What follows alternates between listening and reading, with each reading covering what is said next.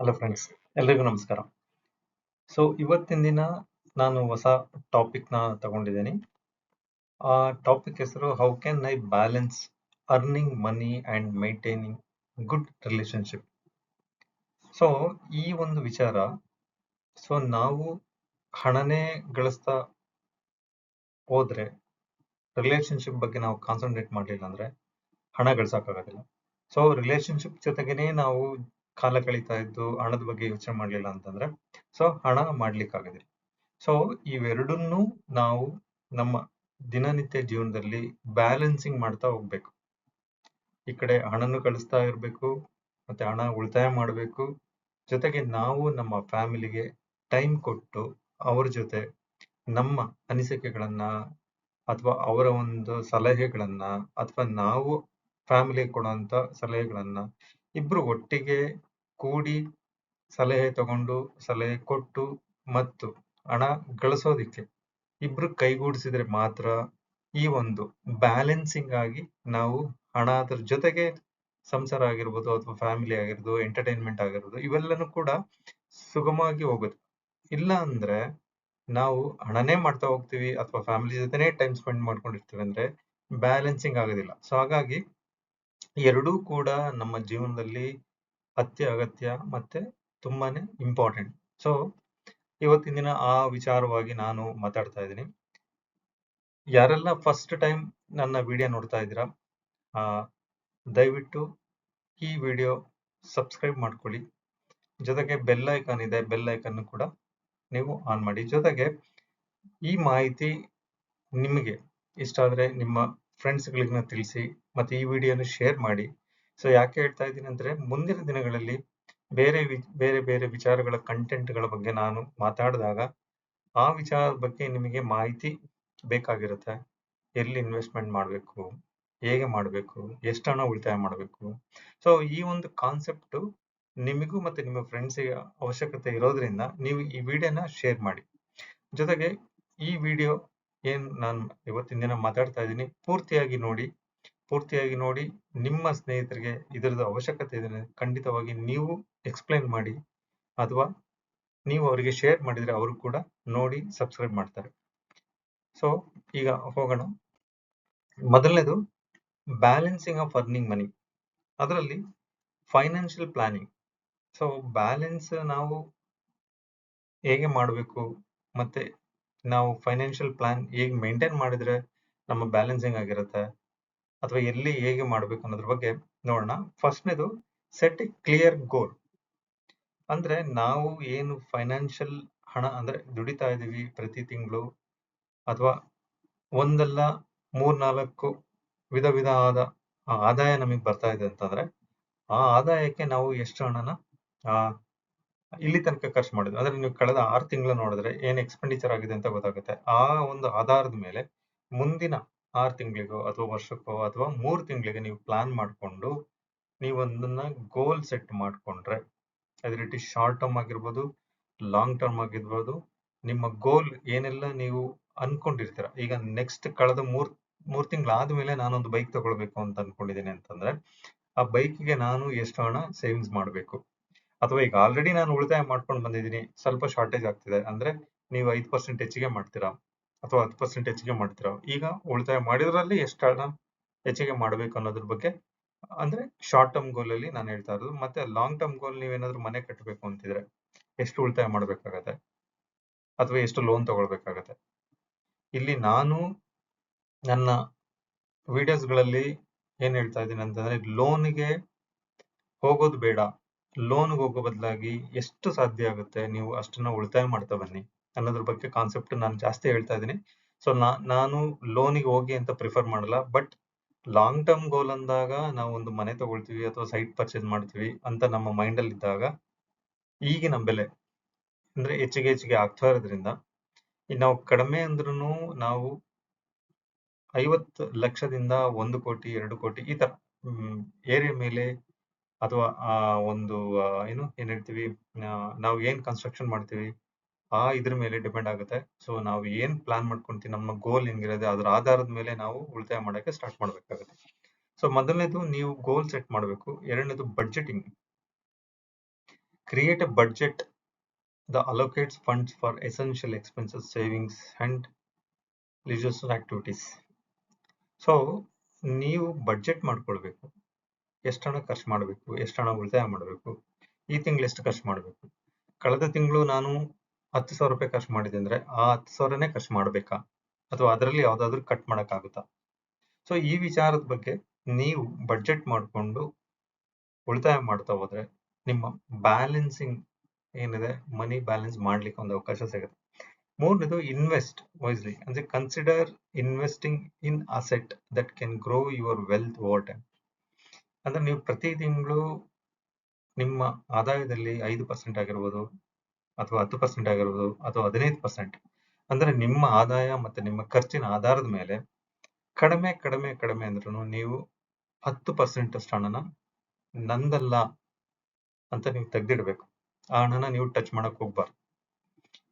ಆ ಒಂದು ಹಣ 10 ವರ್ಷನೋ 20 ವರ್ಷ ಆದ್ಮೇಲೆ ನಿಮಗೆ ಒಂದ್ ವೇಳೆ ನೀವು ಮ್ಯೂಚುವಲ್ ಫಂಡ್ ಅಲ್ಲಿ ಹಾಕಿದ್ರೆ ನಿಮಗೆ ಕಾಂಪೌಂಡಿಂಗ್ ಇಂಟ್ರೆಸ್ಟ್ ಸಿಗುತ್ತೆ.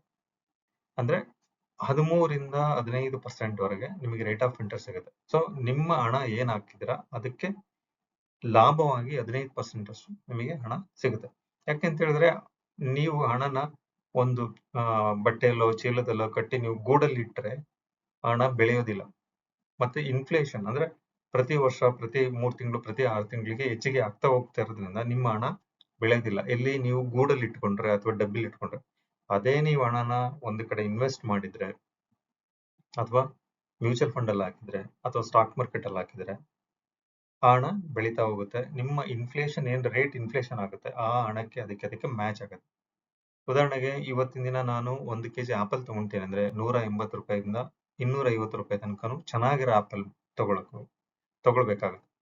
ಸೊ ಅದೇ ನೀವು 1 ವರ್ಷ ಬಿಟ್ಟು ನೀವು ತಗೊಳ್ತೀನಿ ಅದೇ ಆಪಲ್, ಆ ತರದೇ ಕ್ವಾಲಿಟಿ ಆಪಲ್ ಅಂತ ಹೇಳಿದ್ರೆ ನಿಮಗೆ 250 ರೂಪಾಯಿಗೆ ಸಿಗೋದಿಲ್ಲ. ಸೊ ಆ 250 ರೂಪಾಯಿ ಇರೋ ಜಾಗದಲ್ಲಿ ಐದರ್ ಇಟ್ ಇಸ್ 300 ರೂಪಾಯಿ ಆಗಿರ್ಬೋದು, ಅಥವಾ 280 ರೂಪಾಯಿ ಆಗಿರ್ಬೋದು, ಅಥವಾ 250 ರೂಪಾಯಿಗಿಂತ ಹೆಚ್ಚಿಗೆ ಆಗಿರುತ್ತೆ.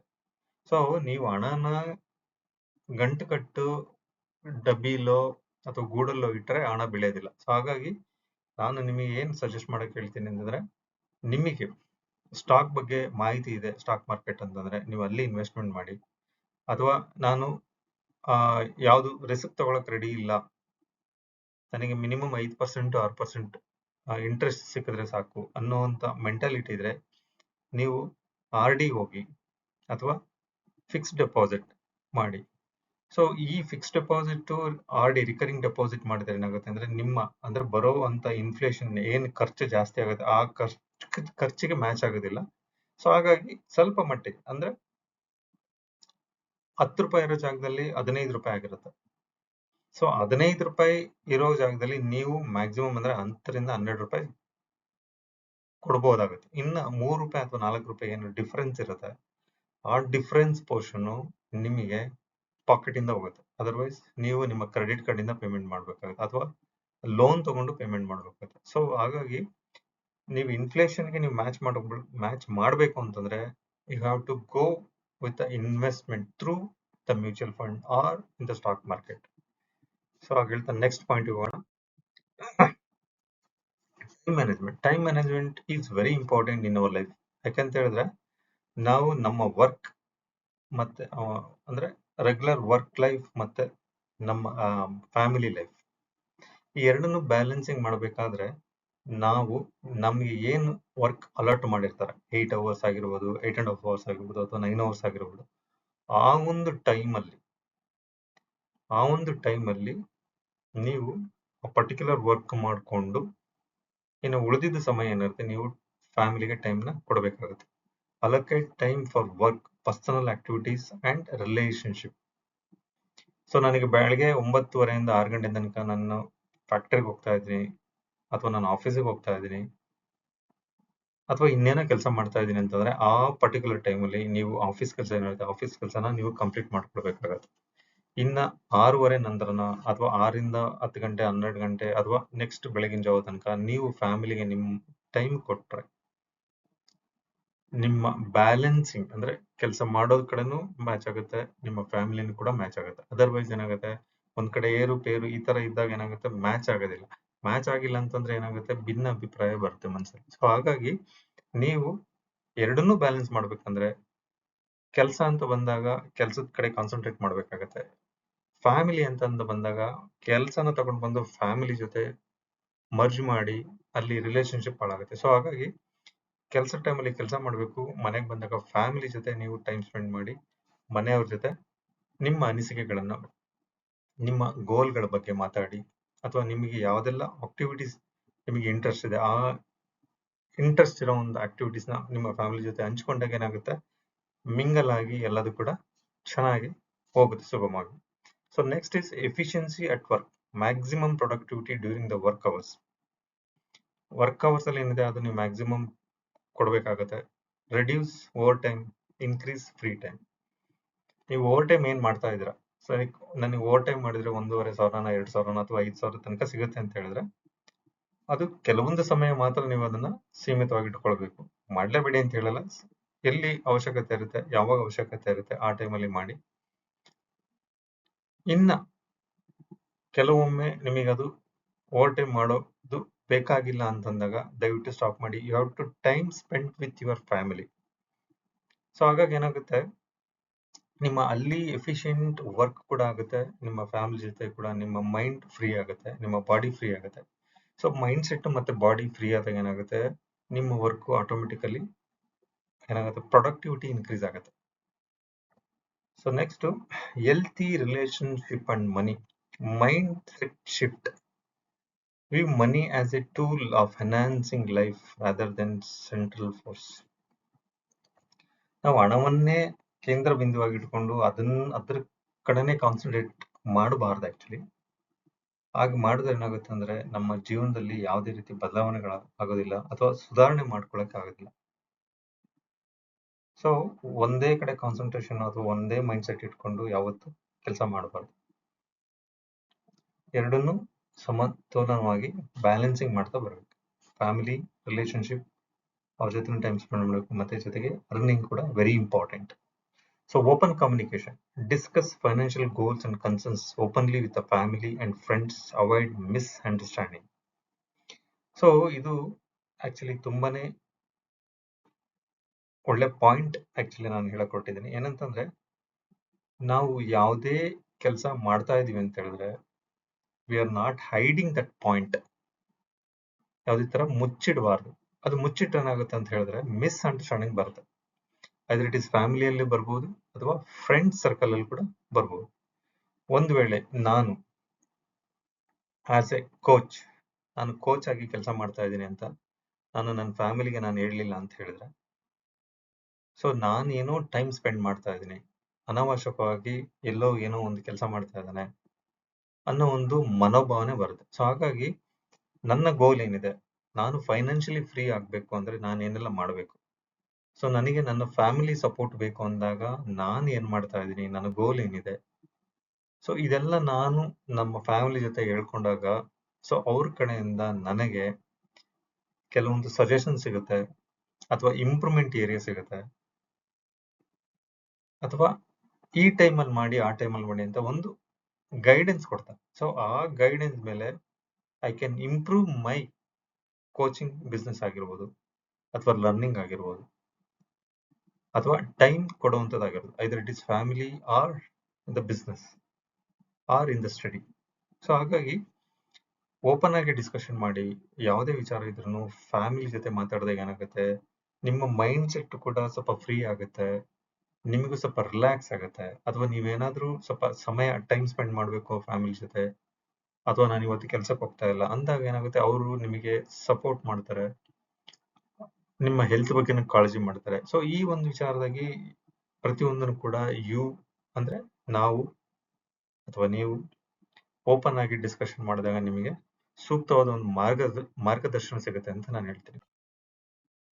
So next, maintaining relationship.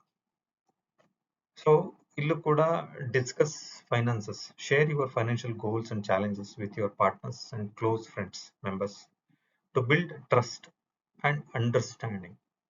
So ನಮ್ಮ ಫೈನಾನ್ಷಿಯಲ್ಸ್ ಗೋಲ್ ಏನಿದೆ ಅಥವಾ ನಾನೇನ್ ಚಾಲೆಂಜಸ್ ಮಾಡ್ತಾ ಇದ್ದೀನಿ, ಸೊ ಅದನ್ನ ನೀವು ನಿಮ್ಮ ಕ್ಲೋಸ್ ಫ್ರೆಂಡ್ಸ್ ಜೊತೆ ಅಥವಾ ನಿಮ್ಮ ಫ್ಯಾಮಿಲಿ ಅಥವಾ ನಿಮ್ಮ ಪಾರ್ಟ್ನರ್ ಜೊತೆ ನೀವು ಮಾತಾಡಿದಾಗ ನಿಮ್ಮ ಗೋಲ್ ಬಗ್ಗೆ ಅಥವಾ ನಿಮ್ಮ ಚಾಲೆಂಜಸ್ ಬಗ್ಗೆ ಡೆಫಿನೆಟ್ ಆಗಿ ಅವರು ಕೂಡ ನಿಮಗೆ ಸಪೋರ್ಟ್ ಮಾಡ್ತಾರೆ, ಹೆಲ್ಪ್ ಮಾಡ್ತಾರೆ.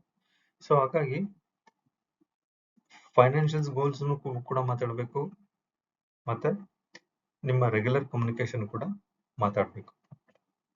ಮತ್ತೆ emotional support, be available to listen and support loved ones and emotionally. Emotional support is very important in the family. So ಹಾಗಾಗಿ ನಾವು ಸಮಯನ ಕೊಡಬೇಕಾಗತ್ತೆ, ಮತ್ತೆ ಟೈಮ್ ಕೊಟ್ಬಿಟ್ಟು ನಮ್ಮ ಐದರ್ ಇಟ್ ಈಸ್ ಪಾರ್ಟ್ನರ್ ಅಥವಾ ಫ್ಯಾಮಿಲಿ, ಫಾದರ್ ಮದರ್ ಅಥವಾ ನಿಮ್ಮ ರಿಲೇಟಿವ್ಸ್ ಯಾರು, ಚಿಕ್ಕಪ್ಪನೋ ದೊಡ್ಡಪ್ಪನೋ ಅಥವಾ ಯಾರೆಲ್ಲ ಇರ್ತಾರೆ ಅವ್ರ ಜೊತೆ ನೀವು ಮಿಂಗಲ್ ಆಗಬೇಕು, ನಿಮ್ಮ ಶೇರಿಂಗ್ ಮಾಡ್ಕೊಳ್ಬೇಕು. ನೀವು ಯಾವುದರಲ್ಲಿ ನಿಮ್ಮ ಗೋಲ್ ಏನಿದೆ, ನಾನು ಏನು ಬಿಸ್ನೆಸ್ ಮಾಡ್ತಾ ಇದ್ದೀನಿ, ನನಗೆ ಎಷ್ಟು ಇನ್ವೆಸ್ಟ್ ಮಾಡಿದ್ದೀನಿ, ಇದರಿಂದ ಏನು ನನಗೆ ಲಾಭ ಬರ್ತಾ ಇದೆ, ನಾನೇನು ಮಾಡಿದೆ, ಎಲ್ಲ ವಿಚಾರಗಳನ್ನ ನೀವು ಶೇರ್ ಮಾಡ್ಕೊಂಡಾಗ ಏನಾಗುತ್ತೆ, ನಿಮಗೆ ಅವ್ರ ಕಡೆಯಿಂದ ಒಂದು ಒಳ್ಳೆ ರೆಸ್ಪಾನ್ಸ್ ಸಿಗುತ್ತೆ. ಸೊ ಅವಾಗ ನಿಮ್ಮ ರಿಲೇಶನ್ಶಿಪ್ ಗಟ್ಟಿ ಆಗುತ್ತೆ, ನೀವು ಅರ್ನಿಂಗ್ ಮಾಡೋಕ್ಕೂ ಕೂಡ ಯೂಸ್ ಆಗುತ್ತೆ. So regular meets up, regular plan activities, outing with friends and families. So ನಿಮಗೆ ಯಾವಾಗೆಲ್ಲ ಸಮಯ ಸಿಗುತ್ತೆ, either it is once in a week ಆಗಿರ್ಬೋದು, ಅಥವಾ ಒನ್ಸ್ ಇನ್ ಅ ಮಂತ್ ಆಗಿರ್ಬೋದು, ಅಥವಾ 15 days ಒಮ್ಮೆ ಆಗಿರ್ಬೋದು, ನಿಮ್ಮ ಫ್ರೆಂಡ್ಸ್ ಜೊತೆ ಮಾತಾಡಿ, ನಿಮ್ಮ ಫ್ರೆಂಡ್ಸ್ನ ಮೀಟ್ ಮಾಡಿ. ಸೊ ಏನಾಗ್ತಾ ಇದೆ ಅದ್ರ ಬಗ್ಗೆ ಶೇರ್ ಮಾಡ್ಕೊಳ್ಳಿ, ನಿಮ್ಮ ಫ್ಯಾಮಿಲಿ ಜೊತೆ ಮೀಟ್ ಮಾಡ್ಕೊಳ್ಳಿ, ಅಥವಾ ಫ್ಯಾಮಿಲಿನ ಔಟಿಂಗ್ ಅಂದ್ರೆ ಊಟಕ್ಕೆ ಕರ್ಕೊಂಡೋಗಿ ಹೊರಗಡೆ, ಅಥವಾ ಎಲ್ಲೋ ಒಂದು ಪಾರ್ಕಿಗೋ ಅಥವಾ ರೆಸಾರ್ಟಿಗೋ 1 day or 2 days ಯಾವ to time spend with your family. So ಅವ್ರಿಗೊಂದು ರಿಲ್ಯಾಕ್ಸ್ ಮೂಡ್ ಆಗುತ್ತೆ, ಅದು ನಿಮಗೂ ರಿಲ್ಯಾಕ್ಸ್ ಆಗುತ್ತೆ, ಮೈಂಡ್ ಫ್ರೀ ಆಗುತ್ತೆ, ಮತ್ತು ಬಾಡಿ ಎಲ್ಲಾನು ಕೂಡ ಫ್ರೀನೆಸ್ ಆಗುತ್ತೆ. ಅವಾಗ ನಿಮ್ಮ ಪ್ರೊಡಕ್ಟಿವಿಟಿ ಜಾಸ್ತಿ ಆಗ್ತಾ ಹೋಗುತ್ತೆ. ಸೊ ಹಾಗಾಗಿ regular meetups is very important. ಆಮೇಲೆ engage in shared interest. So ನನಗೆ ಯಾವ್ದೆಲ್ಲ ಹಾಬೀಸ್ಗಳಿದೆ, ಒಂದ್ ವೇಳೆ ನಾನು ಸಿಂಗಿಂಗ್ ಅಲ್ಲಿ ತುಂಬಾ ಆಕ್ಟಿವ್ ಆಗಿದ್ದೀನಿ, ನನಗೆ ತುಂಬಾ ಇಷ್ಟ ಹಾಡುಗಳು ಅಂತಂದ್ರೆ, ಹಾಡುಗಳು ಹೇಳೋ ಮುಖಾಂತರ ನೀವು ನಿಮ್ಮ ಫ್ಯಾಮಿಲಿ ಜೊತೆ ಟೈಮ್ ಸ್ಪೆಂಡ್ ಮಾಡಿದ್ರೆ ಈ ಒಂದು ಅವರು ರಿಫ್ರೆಶ್ ಆಗುತ್ತೆ. ಸೊ ಪ್ರತಿಯೊಬ್ಬರಿಗೂ ರಿಫ್ರೆಶ್ ಅನ್ನೋದು very very important in our life. Actually ಈ ಒಂದು ಪ್ರಾಣಿ ಆಗಿದ್ರು ಕೂಡ ಪ್ರಾಣಿಗೂ ರಿಫ್ರೆಶ್ಮೆಂಟ್ ಬೇಕೇ ಬೇಕಾಗುತ್ತೆ.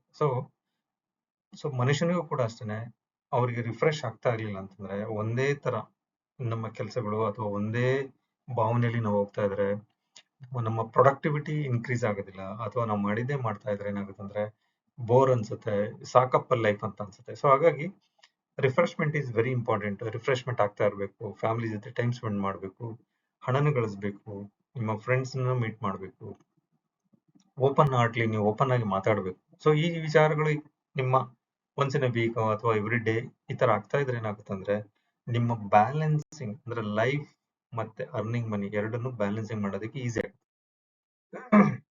ಸಪೋರ್ಟಿವ್ ನೆಟ್ವರ್ಕ್ ಅಂದ್ರೆ ಇನ್ನೊಂದು, ಬಿಲ್ಡ್ ಎ ಸಪೋರ್ಟಿವ್ ಕಮ್ಯುನಿಟಿ. ಒಂದ್ ವೇಳೆ ನೀವು ಒಂದು ಲೈಕ್ ಕೋಚಿಂಗ್ ಬಿಸ್ನೆಸ್ ಮಾಡ್ತಾ ಇದೀರ ಅಂತ ನಾನು ಅವಾಗ್ಲೇ ಹೇಳಿದೆ. ಸೊ ಅದೇ ತರ ಕೋಚಿಂಗ್ ಬಿಸ್ನೆಸ್ ಮಾಡ್ತಾ ಇದ್ರೆ ನಿಮ್ಮ ಒಂದು ಕಮ್ಯುನಿಟಿ, ಲೈಕ್ ನಿಮ್ಮ ಕೋಚಿಂಗ್ ಅದು ಕೇಳಲಿಕ್ಕೆ ಅಥವಾ ಅವರು ಒಂದು ಸಜೆಷನ್ ತಗೊಳಕ್ಕೆ ಮಿನಿಮಮ್ 10 ಜನ 15 ಜನ ಇರ್ತಾರೆ. ನಿಮಗೆ ಅದರಲ್ಲಿ ಯಾರು ಕ್ಲೋಸ್ ಇದ್ದಾರೆ ಅವ್ರ ಜೊತೆ ನೀವು ಮಾತಾಡಬೇಕು.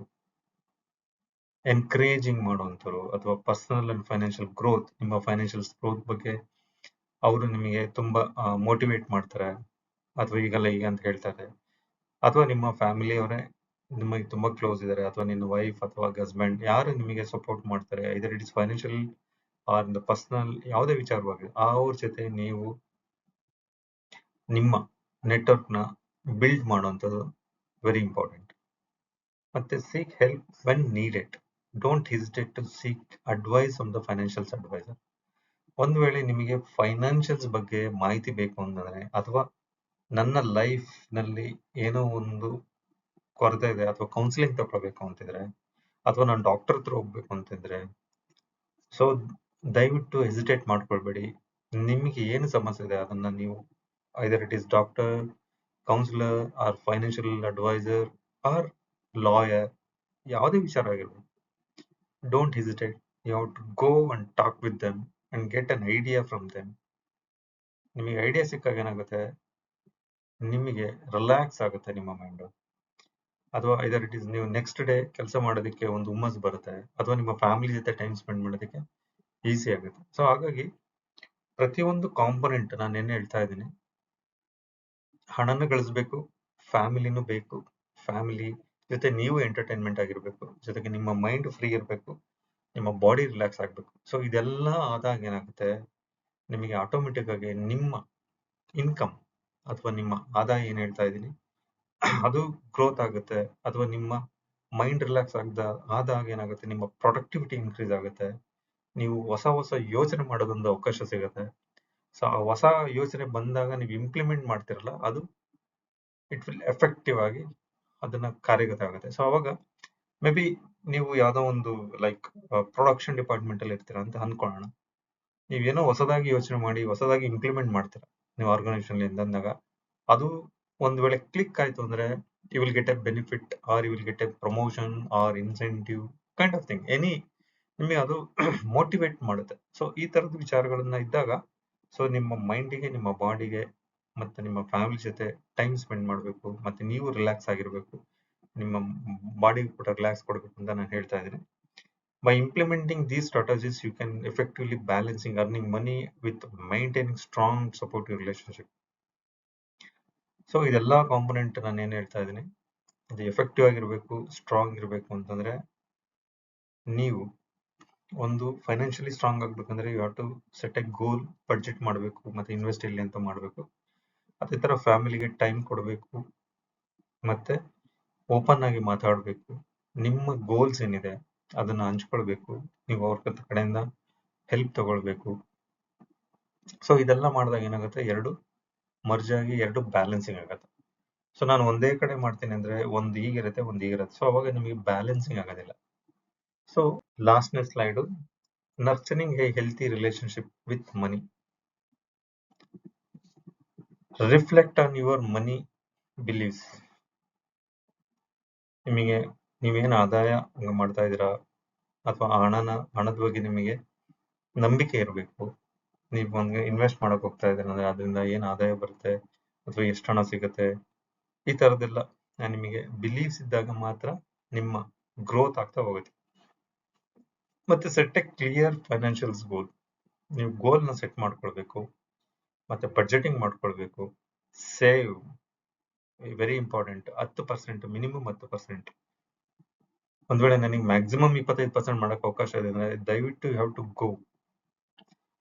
ನೀವು ಎಲ್ಲಿ ಇನ್ವೆಸ್ಟ್ಮೆಂಟ್ ಮಾಡಬೇಕು, ಹೇಗೆ ಇನ್ವೆಸ್ಟ್ ಮಾಡಬೇಕು ಅಂತ ನೀವು ಲರ್ನ್ ಮಾಡಿ, ಅಲ್ಲಿ ನೀವು ಹಣನ ಹೂಡಿಕೆ ಮಾಡಿ. ಹೂಡಿಕೆ ಮಾಡಿದಾಗ ಏನಾಗುತ್ತೆ, ನಿಮಗೆ ಗಳಿಕೆ ಬರುತ್ತೆ. ಹೂಡಿಕೆನೆ ಮಾಡ್ಲಿಲ್ಲ ಅಂತಂದ್ರೆ ನಮಗೆ ಎಕ್ಸ್ಪೆಕ್ಟೇಷನ್ ಮಾಡಕ್ಕಾಗಲ್ಲ, ಇಷ್ಟೇ ಹಣ ಬರುತ್ತೆ, ಹೀಗೆ ಬರುತ್ತೆ ಆಗಲ್ಲ. ಸೊ ಹಾಗಾಗಿ ಉಳಿತಾಯ ಮಾಡಿ, ಜೊತೆಗೆ ಅದ್ರ ಬಗ್ಗೆ ಹೆಚ್ಚಿನದಾಗಿ ಮಾಹಿತಿ ತಿಳ್ಕೊಳ್ಳಿ, ಉಳಿತಾಯನ ಮಾಡಬೇಕು. ಒಂದ್ ವೇಳೆ ಅದ್ರ ಬಗ್ಗೆ ಮಾಹಿತಿ ತಿಳ್ಕೊಳಕ್ಕೆ ಆಗ್ತಾ ಇಲ್ಲ, ಮಾಡ್ಬೇಕು, ತಿಳ್ಕೊಳ್ಬೇಕು ಅಂದ್ರೆ ಸುಮಾರು ವೆಬ್ಸೈಟ್ಗಳಿದೆ. ವೆಬ್ಸೈಟ್ ಅಲ್ಲಿ ಹೋಗಿ ನೋಡಿ, ಸ್ವಲ್ಪ ಸಮಯವನ್ನು ಕೊಡಿ, ಸಮಯ ಕೊಟ್ಟು ಅದರಲ್ಲಿ ಏನೆಲ್ಲ ಇದೆ ಏನಿಲ್ಲ ಅಂತ ನೋಡಿ ತಿಳ್ಕೊಳ್ಳಿ, ಎಜುಕೇಟ್ ಮಾಡ್ಕೊಳ್ಳಿ ಯುವರ್ ಸೆಲ್ಫ್. ನಮಗೆ ನಾವೇ ಎಜುಕೇಟ್ ಮಾಡ್ಕೊಂಡಾಗ ಏನಾಗುತ್ತೆ, ಮಾಹಿತಿ ಗೊತ್ತಾಗ ಏನಾಗುತ್ತೆ, ಅದ್ರ ಬಗ್ಗೆ ಹೆಚ್ಚಿನ ಮಾಹಿತಿ ಗೊತ್ತಾಗ ಇನ್ವೆಸ್ಟ್ಮೆಂಟ್ ಮಾಡೋದಕ್ಕೆ ಅನುಕೂಲ ಆಗುತ್ತೆ. ಸೊ ಹಾಗಾಗಿ ನೀವು ನಿಮಗೆ ಅಂದ್ರೆ ಮೈಸೆಲ್ಫ್ ನಾನು ಎಜುಕೇಟ್ ಆಗ್ಬೇಕು, ಮಾಹಿತಿ ತಿಳ್ಕೊಳ್ಬೇಕು, ಇನ್ವೆಸ್ಟ್ಮೆಂಟ್ ಮಾಡಬೇಕು, ಪ್ರಾಕ್ಟೀಸ್ ಮಾಡಬೇಕು. ಸೊ ಇದೆಲ್ಲ ಮಾಡಿದಾಗ ಏನಾಗುತ್ತೆ, ನಿಮ್ಮ ಹಣ ಗ್ರೋತ್ ಒಂದು ಸ್ಟೇಜ್ ಅಲ್ಲಿ ಹೋಗ್ತಾ ಹೋಗುತ್ತೆ. ಸೊ ಗ್ರೋತ್ ಆದಾಗ ಏನಾಗುತ್ತೆ, automatically you will become a financial free. So ಹಾಗಾಗಿ ಈ ರಿಲೇಶನ್ಶಿಪ್, ಮನಿ ಮತ್ತೆ ರಿಲೇಶನ್ಶಿಪ್ ಎರಡೂ ಕೂಡ ಬ್ಯಾಲೆನ್ಸ್ ಆಗಿ ಹೋಗ್ಬೇಕಂದ್ರೆ ಇವೆಲ್ಲ ನಾನು ಹೇಳಿದ್ದೆಲ್ಲ ಕಾಂಪೊನೆಂಟ್ ಗಳನ್ನ ನೀವು ಇಂಪ್ಲಿಮೆಂಟ್ ಮಾಡಿದ್ರೆ ಡೆಫಿನೆಟ್ ಆಗಿ ನಿಮ್ಮ ಹಣನೂ ಗ್ರೋತ್ ಆಗುತ್ತೆ, ನಿಮ್ಮ ಮೈಂಡ್ ಫ್ರೀ ಆಗುತ್ತೆ, ನಿಮ್ಮ ಬಾಡಿ ಫ್ರೀ ಆಗುತ್ತೆ, ಪ್ರೊಡಕ್ಟಿವಿಟಿ ಕೆಲಸ ಮಾಡೋದಕ್ಕೆ ಅನುಕೂಲ ಆಗುತ್ತೆ. ಈಗ ಹೇಳ್ತಾ ನಾನು ಇವತ್ತಿನ ದಿನ ಏನ್ ನಾನು ರಿಲೇಶನ್ಶಿಪ್ ವಿತ್ ಮನಿ ಅರ್ನಿಂಗ್ ಅಂತ ಏನ್ ಹೇಳ್ತಾ ಇದ್ದೀನಿ ಅದು ಕಂಪ್ಲೀಟ್ ಮಾಡ್ತಾ ಇದ್ದೀನಿ. ಸೊ ಯಾರೆಲ್ಲ ವಿಡಿಯೋ ಕಂಪ್ಲೀಟ್ ಆಗಿ ನೋಡಿದಿರಾ, ಲೈಕ್ ಮಾಡಿ, ಕಮೆಂಟ್ ಮಾಡಿ, ಮತ್ತೆ ಶೇರ್ ಮಾಡಿ. ಮತ್ತೆ ಮುಂದಿನ ವಿಡಿಯೋಗಳು ನಿಮಗೆ ಯಾವುದೆಲ್ಲ ಸೇವಿಂಗ್ಸ್ ಬಗ್ಗೆ ಅಥವಾ ಸ್ಟಾಕ್ ಮಾರ್ಕೆಟ್ ಬಗ್ಗೆ ಅಥವಾ ಮ್ಯೂಚುವಲ್ ಫಂಡ್ ಬಗ್ಗೆ ಇನ್ನಿತರ ಮಾಹಿತಿಗಳ ಬಗ್ಗೆ ನಾನು ಕೊಡ್ತಾ ಹೋಗ್ತೀನಿ. ನೀವು ಅದು ರೆಗ್ಯುಲರ್ ಆಗಿ ನೋಡಬೇಕು ಅಂದ್ರೆ ಸಬ್ಸ್ಕ್ರೈಬ್ ಮಾಡಿ, ಮತ್ತೆ ಬೆಲ್ ಐಕಾನ್ ಬಟನ್ ಪ್ರೆಸ್ ಮಾಡಿ. Thank you very much.